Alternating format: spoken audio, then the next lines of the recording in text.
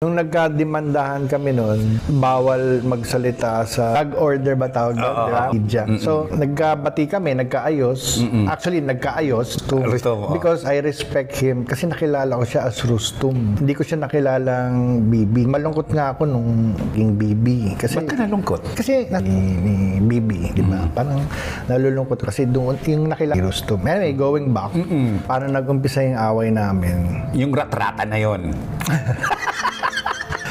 Sarata yan, no comment na lang ako. Pero yung umpisa ganito.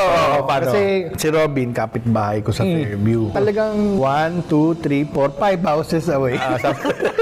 Ang assistant pero nagpapatawa rin yan. Nagdadagdag siya sa linya. So sanay na kami kay Boyong. Ngayon, pag nagre-read, ka-camera lahat, si Mr. M na yan. Pero lang, pag may gusto siyang paggawa, baba. Ganon. So, may kadugtong na yan. Parang bakla. Bakla.